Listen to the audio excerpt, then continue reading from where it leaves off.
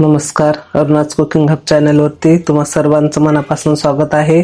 तर ह्या व्हिडिओमध्ये मी तुम्हाला पालवा मासा बनवणं शिकवणार आहे। तर याची आपल्याला रस्सा भाजी बनवायची आहे। त्यासाठी बघा मी अर्धा किलो एवढे पालवा मासा घेतलेला आहे। आता त्याला आपल्याला 10 मिनिटांसाठी मॅरिनेट करून ठेवायचं आहे।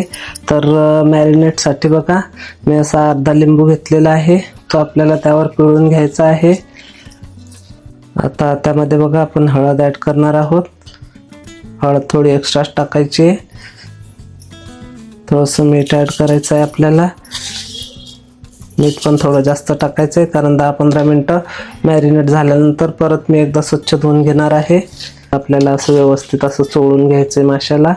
याने काय होतं, ते चिवटपणा वगैरे सगळं निघून जातो आणि भाजीमध्ये असा स्मेल वगैरे दुर्गंध असा येत नाही।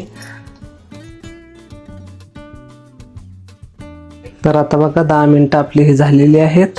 आता आपल्याला ह्याला असं स्वच्छ धुवून घ्यायचं आहे।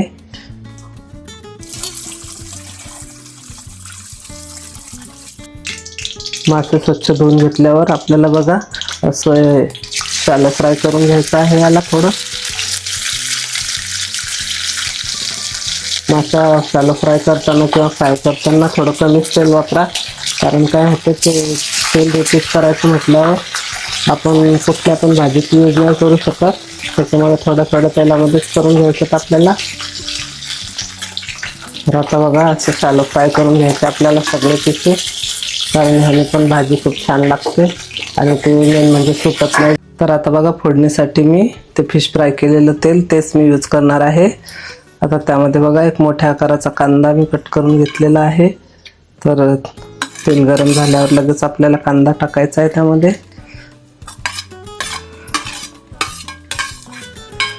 तर बघा कांदा आपला सोनेरी झालेला आहे। त्यामध्ये आपण काय करणार आहे, आता 1 चमचा एवढं बेसन पीठ टाकणार आहोत। याने काय होतं, घट्टसरपणा येतो भाजीला, कारण मी सांगितलंय तुम्हाला की बिना ग्रेव्हीच मी बनवून दाखवणार आहे तुम्हाला, पण टेस्टी अशी भाजी होणार आहे ही। तर तुम्ही बघू शकता बेसन आपलं सोनेरी झालेलं आहे। आता त्यामध्ये आपण ॲड करणार आहोत फिश करी मसाला 2 चमचे, 1 चमचा एवढा चिकन मसाला, 2 चमचे एवढी आले लसणाची पेस्ट, 1 चमचा एवढी धने पावडर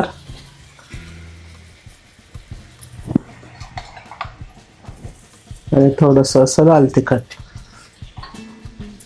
तुमच्या इथे जर गेस्ट आले आणि तुम्हाला जर ग्रेव्ही करायला वेळ नसेल तर ही ट्रिक नक्की वापरा तुम्ही।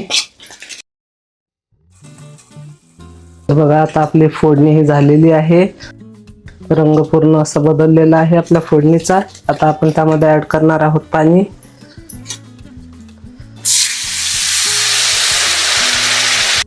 चवीपुरतं मीठ ॲड करणार आहोत आपण।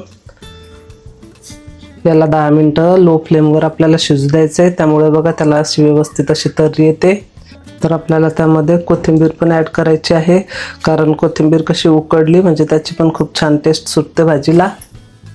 तर तुम्ही बघू शकता भाजीला आपल्या बघा किती छान अशी तर्री पण आलेली आहे आणि दाटसरपणा पण आहे आणि टेस्टी पण आहे। ही नक्की ट्राय करा तुम्ही। तर आता बघा व्यवस्थित अशी उकळी आलेली आहे, तरी पण खूप छान आलेली आहे। तर आता आपण त्यामध्ये हे फ्राय केलेले पीसेस टाकणार आहोत।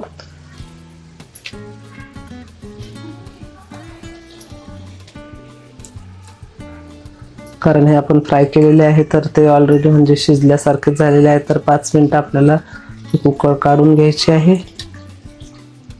तर आपली मस्तपैकी अशी फिशची भाजी तयार झालेली आहे। आता आपण त्यामध्ये बघा कोथिंबीर ॲड करणार आहोत गार्निशिंगसाठी।